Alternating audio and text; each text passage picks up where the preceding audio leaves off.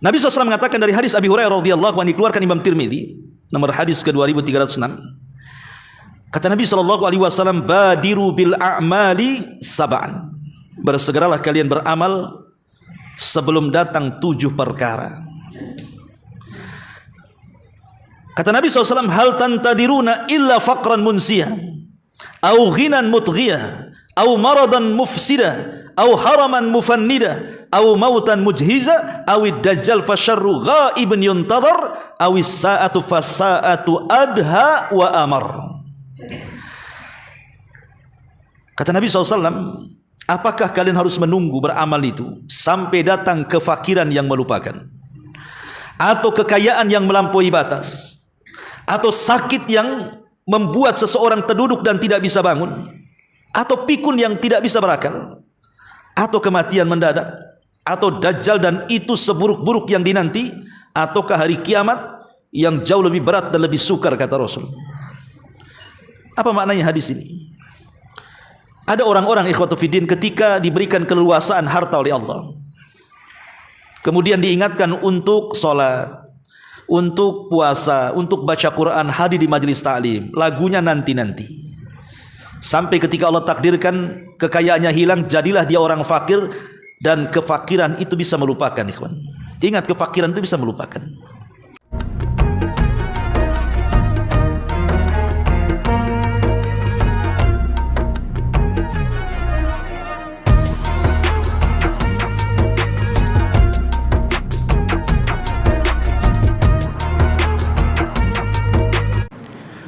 Assalamualaikum warahmatullahi wabarakatuh.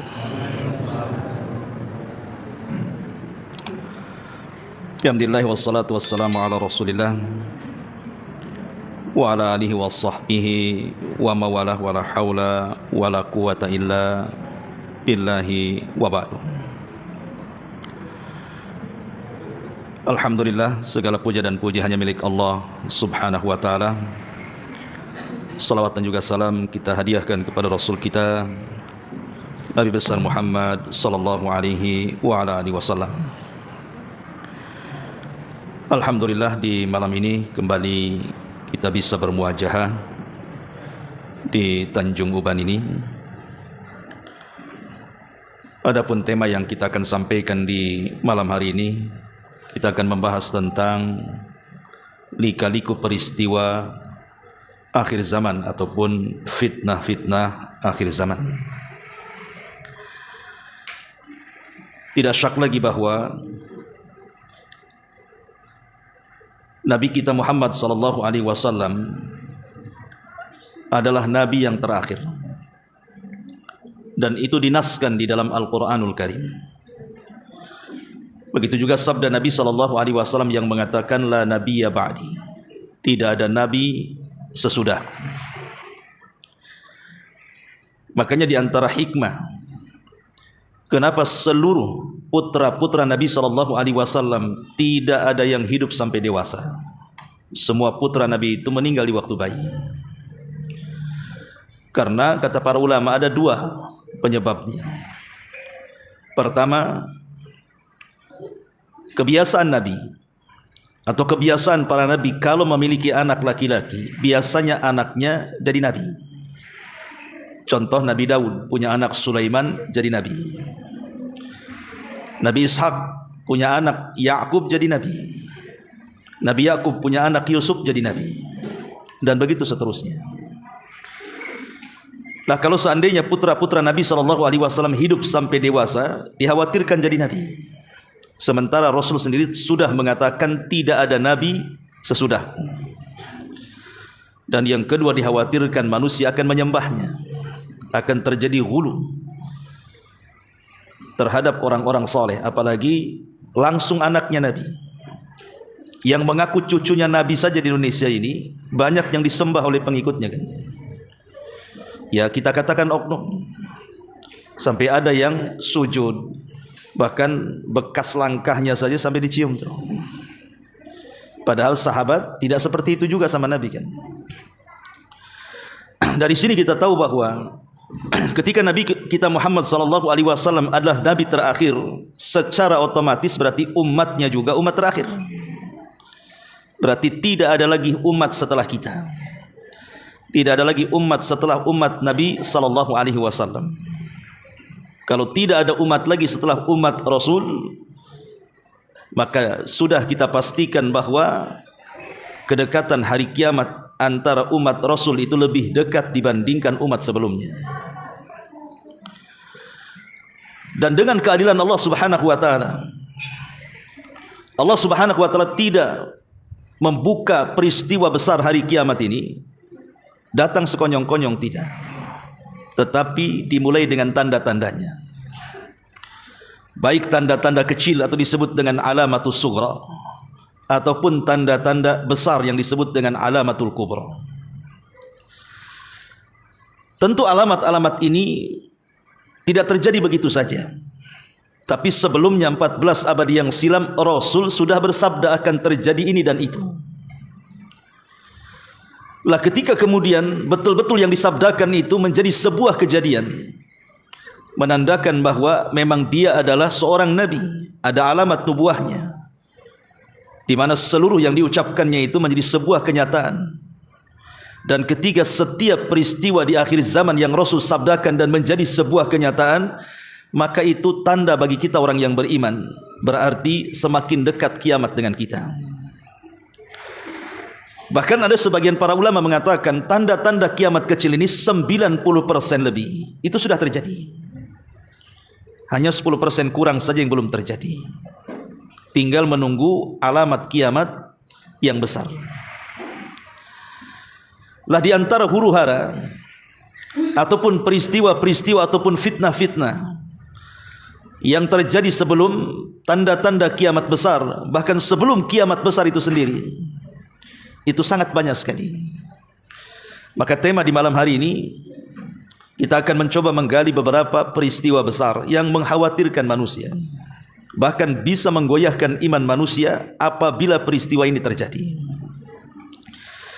Saya mulai membacakan satu hadis dari seorang sahabat yang dikenal dengan Sirrun Nabi sallallahu alaihi wasallam, sahabat pemegang rahasia Nabi.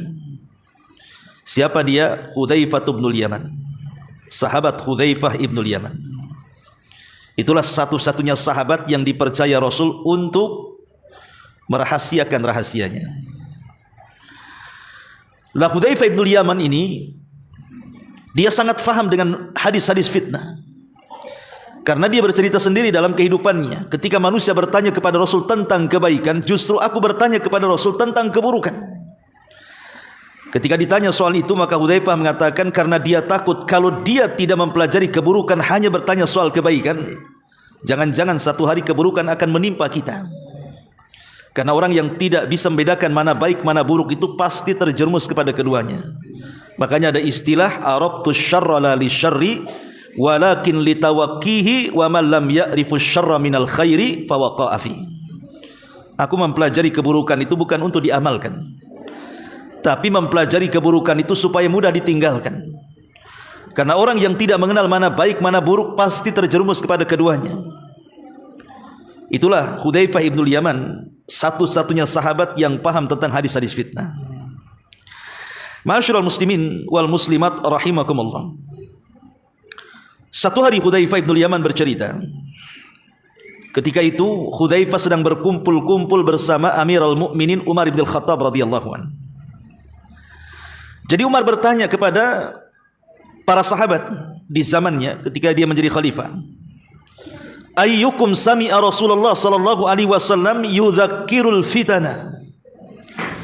Kata Umar, siapa di antara kalian yang pernah mendengar Nabi sallallahu alaihi wasallam menyebutkan tentang fitnah-fitnah? Faqala qaumun, maka berkatalah para sahabat, nahnu sami'nahu, kami mendengarnya wahai Amirul Mukminin. Faqala la'allakum ta'nuna fitnatar rajuli fi ahlihi wa jarihi. Kemudian Umar mengatakan, apakah yang kalian maksud adalah fitnah yang berkenaan dengan seseorang dalam keluarga dan tetangganya? Sahabat mengatakan, ajal, tentu wahai Amirul Mukminin. Qala, maka Umar mengatakan, tilka tukaffiruha as-salatu was-siyam was-sadaqatu walakin ayyukum sami'an nabiyya sallallahu alaihi wasallam yudzakkirul fitana allati tamuju maujal bahri. Kata Umar bin Khattab, kalau itu yang kalian maksud, itu bisa digugurkan dengan salat, puasa, sedekah. Yang saya maksud adalah, ada enggak di antara kalian yang mendengar Nabi SAW bersabda tentang fitnah, yang kalau datang fitnah itu bagaikan gelombang lautan dan tidak bisa dihentikan. Itu yang saya maksudkan, kata Umar. Fasakatal kaum, sahabat diam karena tidak ada yang tahu. Fakultu, maka aku katakan, kata Hudzaifah, ana ya amiral mu'minin, saya tahu wahai amiral mu'minin. Maka Umar mengatakan, anta lillahi abuk, kalau begitu demi Allah sebutkan wahai Hudzaifah, demi bapakmu sebutkan. Qala Hudzaifah bin al-Yaman, maka Hudzaifah mengatakan, sami'tu Rasulullah sallallahu alaihi wasallam yaqulu tu'radul fitan 'alal qulubi kal hasiri 'udan 'udan. Kata Hudzaifah bin al-Yaman, fitnah itu akan dibentangkan kepada kalian seperti seutas tikar yang dianyam seutas demi seutas. Fa ayyu qalbin ashrabaha nukitat fihi nuqtatus sauda wa ayyu qalbin anqaraha nukitat fihi nuqtatun baydah. Maka hati mana saja yang menelan fitnah begitu saja, maka akan diletakkan titik hitam dalam hatinya. Tapi hati mana saja yang mengingkari fitnah itu, dia tolak fitnah itu masuk ke dalam hatinya, maka akan diletakkan titik putih dalam hatinya. Hatta tasira 'alal qalbaini 'ala abyad mithli as-safai fala tadurruhu fitnatun ma damatis samawati wal ardh wal akhar aswad murbadan kal quzi muzahiyan la ya'rifu ma'rufan wa la yunkiru munkara. Maka ketika itu hati manusia akan terbelah menjadi dua. Ada hati yang berwarna putih sekali, sangat bersih sekali, dan hati itu tidak akan dimadaratkan oleh fitnah selama tegak langit dan bumi. Tapi ada hati yang hitam kelam, laksana gelas yang ditumpahkan, laksana gelas yang dibalik. Ini gelas ini, kalau posisi seperti ini, lubangnya masih ada di atas. Tapi kalau dibalik, itu tidak ada lubangnya di baliknya itu. Seperti gelas yang dibalik, tidak ada lubangnya itu. Artinya kalau gelas ini dalam posisi normal, kita bisa masukkan apa saja dia masuk. Maknanya hati ini kalau terbuka, nasihat mudah diterima, hidayah mudah diterima. Tapi kalau hati tertutup seperti gelas yang ditumpahkan itu, mau masuk dari mana hidayah? Ketika itu, maka dia tidak akan mengenal yang ma'ruf dan tidak pula mengenal yang mungkar. Illa ma usyriba min hawa, kecuali dia akan mengikuti apapun yang dikehendaki hawa nafsunya. Ma'asyiral muslimin wal muslimat rahimani wa rahimakumullah. Lihatlah hadis ini. Nabi SAW ketika menyebutkan fitnah atas lisan Hudzaifah ini, Nabi mempermisalkan dengan tikar yang dianyam. Kemudian Nabi SAW mengatakan, fitnah ini berkaitan erat dengan hati. Kenapa Nabi SAW berbicara soal hati ketika bicara fitnah? Ada apa dengan hati? Karena fitnah itu muncul, itu disebabkan hati. Ingat bahwa di badan manusia ini, sebagaimana Nabi SAW mengatakan, ala wa inna fil jasadi mudghah idza saluhat saluhal jasadu kullu wa idza fasadat fasadal jasadu kullu ala wa hiyal qalbu. Pada jasad manusia itu kan ada segumpal daging. Kalau dia baik, maka akan memperbaiki seluruh badannya. Tapi kalau dia tidak baik-baik saja, dia jahat, maka juga akan mempengaruhi seluruh badannya, mengikuti hatinya menjadi jahat. Jadi Nabi SAW ketika menyebutkan soal fitnah itu ada kaitan dengan hati. Karena hati ini kalau bersih, maka akan mengangkat derajat orangnya. Tapi hati ini kalau kotor, maka akan menghinakan manusianya. Ketika Allah Subhanahu wa taala berfirman dalam surah At-Tin, Allah mengatakan wat-tini waz-zaitun wa turi sinina wa hadzal baladil amin laqad khalaqnal insana fi ahsani taqwim thumma radadnahu asfala safilin. Laqad khalaqnal insana fi ahsani taqwim. Ada manusia-manusia itu yang diciptakan oleh Allah Subhanahu wa taala fi ahsani taqwim, memang sebaik-baik bentuk, seindah-indah bentuk, semulia-mulia bentuk. Itu karena hati yang mengangkatnya. Tapi ada manusia itu yang kemudian dihinakan oleh Allah Azza wa Jalla, thumma radadnahu asfala safilin. Kemudian kami akan rendahkan serendah-rendahnya. Itu karena hatinya buruk. Jadi hati baik itu bisa mengangkat derajat, hati buruk itu bisa menghilangkan derajat, artinya menghinakannya. Lah ketika Nabi SAW ketika bicara fitnah disambungkan dengan hati. Karena kalau seandainya hati kita ini bersih, ikhwan, maka tidak mudah menerima fitnah. Maka fitnah itu tidak akan memadaratkan kita. Tapi kalau hati ini sudah hitam, kelam karena banyaknya maksiat yang kita lakukan, maka fitnah itu akan mudah masuk ke setiap manusia yang punya hati hitam kelam ini. Lah bertolak dari hadis ini, ikhwatu fillah muliakan Allah Subhanahu wa taala. Maka Nabi SAW telah menyebutkan akan datang kepada kalian fitnah yang datangnya seperti gelombang ombak yang sangat dahsyat dan tidak bisa dihentikan sampai kiamat. Tetapi orang-orang yang bersih hatinya, insyaallah mereka bisa menolak fitnah ini. Seperti apa fitnah-fitnah yang berlaku di akhir zaman ini? Ma'asyiral muslimin yang dimuliakan Allah Azza wa Jalla, sebelum kita sebutkan satu persatu, saya akan menyebutkan 3 hadis yang bicara soal fitnah dulu. Pertama, hadis yang dikeluarkan oleh Imam Muslim pada nomor hadis ke-118. Nabi SAW mengatakan, badiru bil a'mali fitanan kakita'il lailil mudlim. Yusbihu ar-rajulu mu'minan wa yumsi kafiran, wa yumsi mu'minan wa yusbihu kafiran, yabi'u dinahu bi aradin minad dunya. Kata Nabi SAW, bersegeralah kalian melakukan amal-amal kebaikan sebelum datang berbagai macam fitnah yang akan menimpa kalian. Di mana fitnah itu akan datang seperti potongan malam yang sangat gelap gulita. Antum kalau malam berjalan, tidak ada penerangan sama sekali, pasti nabrak-nabrak. Enggak mungkin enggak nabrak-nabrak. Mungkin kesandung batu, mungkin nabrak tiang, mungkin nabrak orang, mungkin nabrak barang, macam-macam, orang namanya gelap. Ya. Lah fitnah itu diibaratkan oleh Rasul seperti gelapnya malam tuh. Orang bisa nerjang, bisa kena sama fitnah itu. Di mana ada orang-orang itu di pagi hari dia mukmin, malam hari sudah kafir. Malam hari dia mukmin, pagi hari pula dia kafir. Alasannya apa? Karena dia menjual agamanya dengan harga yang sangat murah dengan dunia yang sangat hina. Dan apa yang disabdakan Rasul kan shadaqan Nabi SAW, ikhwan. Rasul tidak pernah dusta, as-sadiqul masduq. Kita lihat hari ini banyak orang-orang yang kafir tanpa sadar. Sebenarnya dia sudah kafir tapi ngaku muslim. Contoh yang sederhana, orang-orang yang meninggalkan salat. Rasulullah SAW mengatakan bahwa perbedaan kita dengan orang-orang kafir itu kan di salat. Kemudian Rasul mengatakan, faman tarakaha faqad kafar. Siapa yang meninggalkannya dia bisa kufur. Ada orang dari kecil sampai sekarang padahal KTP-nya muslim, orang tuanya muslim, hidup di daerah muslim, tapi tidak pernah dia salat. Tapi kalau ditanya agamamu apa? Islam. Kalau kita katakan enggak, kamu Yahudi, marah dia. Ya. Ada orang-orang itu yang mereka tidak sadar dia sudah kafir sebenarnya, atau kafir tanpa sadar dengan ucapannya. Ucapannya itu dia tidak sadar dia telah keluar dari Islam. Seperti orang yang mengatakan, yang dikatakan orang-orang liberal, bahwa hukum di luar daripada Islam itu jauh lebih baik dibandingkan hukum Islam. Karena hukum Islam ini katanya sebagiannya ada yang sadis, seperti potong tangan, rajam, itu sadis sekali katanya. Berarti masih baguslah hukum-hukum yang diterapkan barat itu. Ini kalimat ini bisa kufur, karena dia sudah merendahkan Al-Quran dibandingkan hukum-hukum manusia.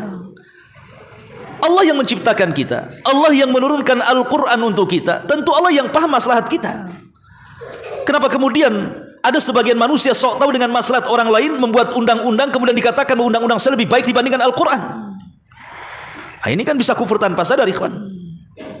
Atau orang yang mengatakan bahwa seseorang itu punya kemerdekaan dalam memilih agama. Semua agama sama, Anda mau Muslim silakan, mau Nasrani silakan, mau Yahudi silakan, mau Hindu silakan, mau Buddha silakan. Ada orang-orang yang berpemahaman seperti ini. Anehnya yang ngomong seperti ini seorang Muslim dan ngaku Muslim dia. Itulah yang kita katakan Islam liberal tuh, yang mengatakan semua agama sama. Tapi yang mengatakan semua agama sama, kalau disuruh masuk Nasrani tak mau juga dia. Atau kalau seandainya kita suruh berwasiat, kamu yang mengatakan semua agama sama, cobalah berwasiat, kalau seandainya saya mati, saya siap dibakar, kemudian siap dikuburkan di kuburan mana saja. Enggak mau juga dia berwasiat seperti itu, karena fitrah itu menolaknya, ikhwan. Lah ada orang-orang itu yang kufur tanpa sadar gitu, baik dengan ucapannya atau dengan perbuatannya. Atau mungkin yang di masyarakat lah yang mudah. Ada, kalau di Batam banyak, kalau di Tanjung Uban saya tak tahu. Kalau di Batam tuh banyak orang murtad hanya gara-gara faktor ekonomi. Kawin dengan orang Singapura, kawin dengan orang Australia, kawin dengan orang Barat. Ini wanita ini muslimah. Hanya gara-gara kawin sama bule, dia memilih agama bulenya tuh. Itu banyak sekali di Batam tuh. Jadi kristenisasi itu luar biasa lewat pernikahan, lewat ekonomi itu. Lah ini salah satu dari fitnah yang disabdakan Nabi SAW di sini. Makanya Rasul mengatakan badiru bil a'mali fitanan. Segeralah kalian beramal saleh, belajar beramal saleh. Sebab kalau kita ini memiliki ilmu, kemudian kita amalkan ilmunya, insya Allah fitnah-fitnah kemurtatan itu bisa kita tangkal. Yang lebih aneh lagi, ada pernyataan seorang wanita itu di Batam tuh, ya. Dia mengatakan, dulu waktu saya masih muslim, masih muslimah katanya, hidup saya tidak tenang. Setelah saya masuk Nasrani, bolak-balik masuk gereja, kok hidup saya tenang hari ini katanya. Kok bisa dia ngomong begitu coba? Ya karena semasa dia muslimah, dia tidak pernah ke masjid. Dia tidak pernah hadir di majelis taklim. Setelah dia pindah agama, baru rajin pula di agama barunya. Ya wajar dia ngomong gitu, itulah setan namanya. Masih was-was. Coba kalau seandainya ketika dia masih muslimah, dia datang ke masjid, kemudian dia belajar agama dengan benar, tidak mungkin dia ngomong begitu. Ya, ini fitnah ikhwatu fiddin muliakan Allah azza wajalla. Ini hadis yang pertama. Hadis yang kedua, hadis ini dikeluarkan Imam Ahmad, Hakim dan juga Bazzar serta Imam At-Tabrani, dan sebagian ulama menghasankannya seperti Syalbani rahimahullah taala.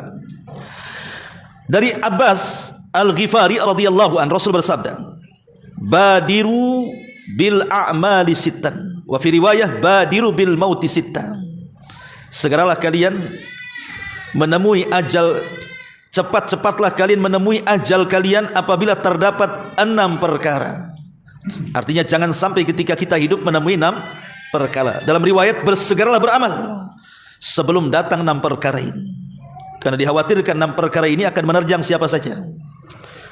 Jadi 6 perkara ini fitnah yang dikatakan Hudzaifah tadi, datangnya seperti gelombang yang orang tidak bisa menahannya. Apa 6 perkara itu? Maka Nabi SAW mengatakan, imra'atus sufaha. Pertama, pemerintah yang dipegang oleh orang-orang jahil. Umara sufaha, pemerintah yang dipegang orang jahil. Pemerintah ini adalah pengeluar kebijakan, ikhwan. Kalau yang berdiri di atasnya itu orang-orang cerdas, orang-orang yang layak memang punya kecerdasan, kepiawaian dalam memimpin, maka akan membawa maslahat kepada rakyatnya. Tapi kalau seandainya yang memimpin itu orang jahil, orang bodoh, tidak punya pengalaman, tidak punya ilmu, itu bukan memperbaiki negara, ikhwan, pasti akan merusak agama. Bukan hanya negara dirusak, agama-agama dirusak. Dan ini fitnah. Karena mereka pasti akan berfatwa tanpa ilmu, kan? Membuat kebijakan dan undang-undang itu terkadang bukan pro rakyat, pro mereka. Akhirnya rakyat ini hanya dituntut memberikan hak kepada mereka, tetapi mereka tidak mampu untuk memberikan hak kepada rakyatnya. Dan itu sudah terjadi hari ini. Kita bisa rasakan hari ini bagaimana sulitnya hidup di kalangan bawah dan senangnya hidup dari kalangan atas itu. Nah ini gara-gara apa? Pemimpin-pemimpin jahil. Pemimpin-pemimpin jahil inilah yang menjadikan susahnya masyarakat. Ini fitnah. Yang dikhawatirkan pemimpin jahil ini terkadang akhirnya apa? Membuat aturan-aturan yang merugikan agama. Oke lah kalau fitnah dunia ini paling tinggi kematian, selesai. Tapi kalau fitnah agama ini beda. Makanya Nabi SAW sampai berdoa dalam doanya itu, Allahumma la taj'al musibatana fi dinina. Ya Allah, jangan kau jadikan musibah ini menimpa agama kami. Sebab kalau sudah agama yang ditimpa, pengajian dibubarkan, mau bangun masjid tidak boleh, harus dirobohkan. Kan masalah, ikhwan. Ya. Orang mau berdakwah dihalang-halangi. Tapi kalau di luar Islam, gereja-gereja pula dilindungi. Repot kalau udah kayak gini nih. Ya. Ini kan musibah agama namanya. Dari mana coba? Ini karena dari para pemimpinnya masalahnya. Nah ini fitnah yang pertama. Yang kedua, kata Nabi SAW, wa kasratus syurah, dan banyaknya antek-antek penguasa. Syurat ini ya, kalau bahasa kita syurta ya polisi, penegakan hukum. Ya polisi, TNI, Polri kalau di kita ini kan, hakim dan begitu seterusnya. Kenapa banyaknya mereka dianggap fitnah? Karena berarti ketika banyaknya jumlah kepolisian atau TNI dan yang begitu seterusnya, berarti keamanan tidak terkendali, sehingga harus diperbanyak polisinya, kan? Sebab kalau seandainya aman-aman saja, buat apa banyak polisi? Kalau aman loh ya. Ketika tidak aman berarti memang harus diperbanyak jumlah mereka, kan itu. supaya banding itu. Kalau enggak ya rusuh di mana-mana. Lah ketika banyaknya mereka, banyaknya polisi ini, maka akan muncul banyak kezaliman, baik di pihak yang memegang hukum ataupun rakyat yang ditegakkan hukum padanya. Kemudian juga wa bai'ul hukmi, jual beli hukum. Dan ini yang terjadi. Bagaimana kasus-kasus penyogokan di pengadilan-pengadilan kan itu, supaya kasusnya dibebaskan, supaya kasusnya diringankan. Kadang orang yang tidak berkasus dibuat kasus. Orang yang tidak bersalah akhirnya disalahkan. Orang yang tidak berhak di penjara dimasukkan ke dalam penjara. Orang yang tidak berhak di hukuman mati akhirnya dihukum mati. Ada orang yang salah tangkap sengaja ditangkap untuk dikorbankan. Nah, itulah jual beli hukum, ikhwan, bahaya. Ini fitnah. Kemudian juga wastighfafan bidam, yang keempat, memudah-mudahkan urusan darah. Dan sekarang yang namanya pembunuhan itu setiap hari saya lihat di YouTube itu. Karena sekarang kan orang jarang nonton TV kan. Orang paling berita di YouTube sekarang ini. Setiap hari ada orang memberitakan itu orang mati. Entah kena jamret dibunuh, kena rampok dibunuh, entah urusan waris, ahli waris bunuh-bunuhan, entah antar geng dengan geng motor dengan geng motor, entah dengan masyarakat dengan aparat, macam-macam. Ada yang mati karena bunuh diri. Kalau antum ke Batam, di Barelang itu sampai ada spanduk, jangan bunuh diri di sini katanya. Karena banyaknya orang yang loncat di situ. Dan kebanyakan kasusnya gara-gara judi online di sana itu. Sampai besar spanduknya, dilarang bunuh diri di sini katanya. Nggak tahu jembatan sini ada nggak? Kalau jembatan sini cebur nggak mati. Karena di Batam ada yang gagal juga bunuh diri itu. Dia udah nyemplung rupanya bisa berenang, tak mati, gagal. Nah, ini tolong sama tim SAR itu. Ada juga yang gagal bunuh diri itu. Jadi ketika mudah dengan urusan darah ini, seperti namanya bayi-bayi yang mungkin dihasilkan dari perzinahan, karena malu akhirnya ditaruh di tong sampah. Itu di Batam berapa kali kasus itu. Bayi ditaruh di kresek, di kardus, ditaruh tong sampah. Pernah juga di daerah Bengkong itu mana itu ditaruh di pangkalan ojek gitu. Ya, naudzubillah kan itu. Nah ini bentuk fitnah-fitnah akhir zaman. Wa qati'atur rahim. Kemudian banyaknya orang yang memutus tali silaturahim, di mana anak sudah enggak kenal bapaknya. Bapak mengusir anaknya, saudara udah enggak kenal saudaranya, musuhan di mana-mana. Ini sudah banyak terjadi. Kemudian wa nash'an yattakhidunal Qur'an mazamir yuqaddimunahu yughannihim wa in kana aqalla minhum fikha. Dan banyaknya orang mengundang para qari, para pakar-pakar Quran diundang untuk membaca Quran. Bukan untuk direnungkan bacaannya, hanya dinikmati lagunya. Kan itu yang banyak tuh. Antum datangkan qari, kemudian dia baca Quran, kemudian melengking-lengkinglah suaranya, mendayu-dayu sehingga orang itu bisa menangis. Bukan isi Quran yang ia tadaburi, tetapi lagu yang menyayat hati itu yang meneteskan air mata dia tuh. Akhirnya apa? Ketika selesai ngaji nggak ada pengaruh kan? Apa pengaruhnya selesai ngaji? Yang antum menikmati suaranya. Lain kalau menikmati isinya, pasti akan ada pengaruhnya tuh. Karena Quran itu diturunkan bukan hanya dibaca bacaannya, tapi lebih daripada itu direnungkan isinya. Makanya ada istilah para ulama itu fahmul hudud khairun min fahmil huruf. Memahami batasan-batasan Al-Quran itu, maksudnya isinya dengan mempelajari tafsir, merenungkannya, itu jauh lebih baik dibandingkan hanya memahami huruf per huruf bacaan Quran saja. Ya bagus orang itu mempelajari tajwid, tahsin dan begitu seterusnya. Karena setiap orang membaca Quran itu, walaupun tidak paham maknanya, satu huruf 10 kebaikan. Tapi harusnya lebih daripada itu, Quran itu diturunkan untuk direnungkan, bukan hanya sekedar dibaca.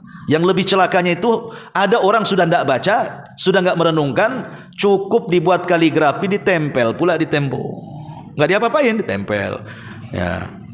Kadang-kadang banyak pula itu ayat kursi itu, di dapur ada, ruang tengah ada kan itu, ruang tamu ada. Ditanya untuk apa nih ayat kursi? Ngusir setan Ustaz katanya. Setan tidak takut dengan kaligrafi, kawan. Ya. Setan itu takut kalau antum baca ayat kursi. Nah, baru dia takut dia. Kalau dipampang itu tidak takut setan itu. Apalagi ayat kursinya itu berbelit-belit tak bisa dibaca. Cemana pula setan makin apa ini kaligrafi? Saya pernah masuk ke rumah orang itu, nggak bisa dibaca tuh. Ini apa? Setelah orangnya ngomong itu ayat kursi Ustaz, baru ngeh saya. Saking kayak belutnya melintir-lintir itu, saya tidak paham tuh kaligrafi kayak gitu. Ya. Ma'asyiral muslimin yang dimuliakan Allah Subhanahu wa taala, ini hadis yang kedua, hadis yang ketiga. Nabi SAW mengatakan, hadis ini sebagian ulama melemahkan, tapi ada juga yang menghasankan. Nabi SAW mengatakan dari hadis Abi Hurairah radhiyallahu anhu, dikeluarkan Imam Tirmidzi, nomor hadis ke 2306. Kata Nabi SAW, badiru bil a'mali sab'an. bersegeralah kalian beramal sebelum datang 7 perkara. Kata Nabi SAW, hal tantadiruna illa faqran munsiya, au ghinan mutghiya, au maradan mufsida, au haraman mufannida, au mautan mujhiza, au dajjal fasyarru ghaibun yuntadhar, au sa'atu fasa'atu adha wa amar. Kata Nabi SAW, apakah kalian harus menunggu beramal itu sampai datang kefakiran yang melupakan, atau kekayaan yang melampaui batas, atau sakit yang membuat seseorang terduduk dan tidak bisa bangun, atau pikun yang tidak bisa berakal, atau kematian mendadak, atau dajjal dan itu seburuk-buruk yang dinanti, ataukah hari kiamat yang jauh lebih berat dan lebih sukar, kata Rasul. Apa maknanya hadis ini? Ada orang-orang ikhwatu fiddin ketika diberikan keleluasaan harta oleh Allah, kemudian diingatkan untuk sholat, untuk puasa, untuk baca Quran, hadir di majelis ta'lim, lagunya nanti-nanti. Sampai ketika Allah takdirkan kekayaannya hilang, jadilah dia orang fakir, dan kefakiran itu bisa melupakan, ikhwan. Ingat, kefakiran itu bisa melupakan. Ada orang meninggalkan sholat alasannya fakir. Ada orang meninggalkan pengajian alasannya fakir. Kalau kita tanya, akhi, kemana kau tidak hadir di pengajian? Aduh, kalau saya hadir di pengajian, anak saya, istri saya makan apa? Itu alasannya kan. Akhirnya tak ngaji dia. Alasannya itu fakir. Kok nggak nampak di masjid? Itulah, kalau saya ke masjid tak bisa saya ngasih makan anak saya, istri saya. Jadi kefakiran jadi alasan dia tidak beramal. Apa menunggu seperti itu? Kalian itu meninggalkan amal. Oke lah, selamat dari yang pertama, Anda tidak fakir yang melupakan. Tapi yang kedua, ghinan mutghiya, Anda kaya. Tapi ingat, kekayaan ini bisa melampaui batas. Ketika fakir, Anda berpikir, kalau saya kaya, saya bisa bangun masjid, saya bisa bangun pesantren, saya bisa umroh, saya bisa nyumbang ini, nyumbang itu, bantu ini, bantu itu. Dia pikir dia bisa mengatur hartanya. Setelah kaya, harta pula yang mengatur dia. Lupa tuh janji-janji ketika fakir itu. Lupa, ikhwan. Karena harta itu sirru tughyan, itu rahasia bejatnya orang itu harta. Sekelas Qarun yang luar biasa menguasai Taurat saja, sampai disebut Munawwir dalam sejarah itu. Orang kalau membaca Taurat itu paling indah suaranya. Qarun itu dipanggil kemana-mana untuk baca Taurat tuh. Waktu fakir, ketika jadi kaya, bukan hanya Taurat dicampakkan, Nabi Musa dimusuhi dia. Akhirnya Allah katakan, fa khasafna bihi wa bidarihil ardh, kami tenggelamkan Qarun dan seluruh kekayaannya. Makanya Allah mengatakan, kalla innal insana la yatgha an ra'ahu istaghna. Sekali-kali manusia itu mudah melampaui batas ketika kekayaan dibuka di hadapannya. Karena biasanya kalau masih usahanya belum nyabang, masihlah hadir pengajian seminggu sekali atau sebulan sekali. Nanti kalau sudah ada cabang di Batam gitu kan, kemana kok tak hadir? Aduh, baru buka cabang di Batam. Ya terpaksalah kalau hadir. Nanti buka lagi cabang di mana? Di Medan sana. Makin lah jauh lagi dari pengajian lagi tuh. Makin banyak cabang, makin hilang dia. Makin gak kenal orang pun dia. Ada kekayaan itu yang melupakan. Yang lebih aneh lagi, kadang-kadang ada orang yang sudah berumur ya, mungkin umurnya sudah 60-70 tahun, dia kaya raya, tapi bukannya berhenti mencari dunia, malah justru di usia-usia itulah produktifnya mengembangkan kekayaannya tuh. Makin sibuk dengan dunia itu malah.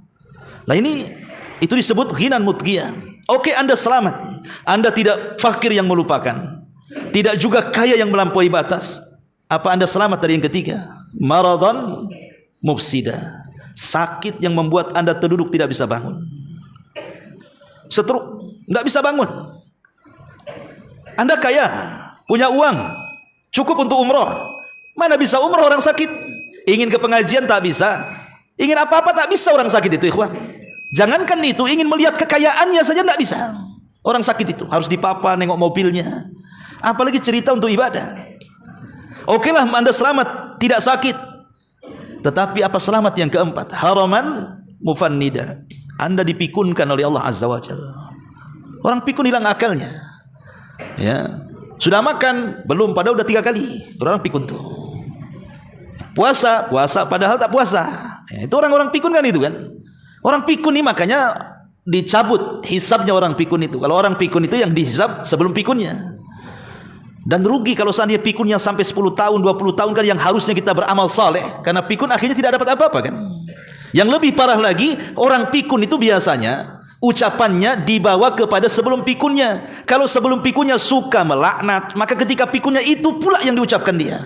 Tapi kalau sebelum pikunnya suka ngaji, suka zikir, maka itu pula yang diucapkan ketika pikunnya tuh. Makanya hati-hati, kita berlindung supaya tidak pikun. Okelah selamat dari pikun. Apa selamat dari yang selanjutnya, mautan muzhizah, kematian yang mendadak. Dan sekarang tingkat kematian mendadak itu lebih banyak karena banyaknya musibah, banyaknya gempa, banyaknya tsunami, banyaknya angin, banyaknya banjir, musibah macam-macam. Belum lagi jalan raya penuh dengan kendaraan. Tidak ada orang nyangka dia pergi lewat kendaraan itu dia pulang dengan selamat. Tidak ada ya, pasti itu semuanya. Tapi qadarullah, banyak juga yang tidak tahu kematiannya justru di jalan raya. Sementara dia tidak tobat. Okelah dia selamat, tidak mati mendadak. Apakah selamat dari yang keenam? Munculnya Dajjal. Dan ingat ketika muncul Dajjal, kata Rasul, jangan sok-sokan. Apabila kalian berjumpa dengan Dajjal, falyan'a anhu, kata Rasul, lebih baik kabur, ambil langkah 1000. Jangan dekat-dekat. Pasti kalau dekat itu jadi pengikutnya. Atau selamat dari Dajjal, apa selamat dari yang terakhir kiamat dibangkitkan? Enggak ada kan selamat kalau sudah kiamat itu. Inilah gambaran-gambaran fitnah ya dalam 3 hadis Nabi sallallahu alaihi wasallam. Baik, karena sudah Isya, kita lanjutkan ba'da Isya. Subhanakallahumma bihamdika asyhadu an la ilaha illa anta astaghfiruka wa atubu ilaik. Allahu ta'ala. Assalamualaikum warahmatullahi wabarakatuh.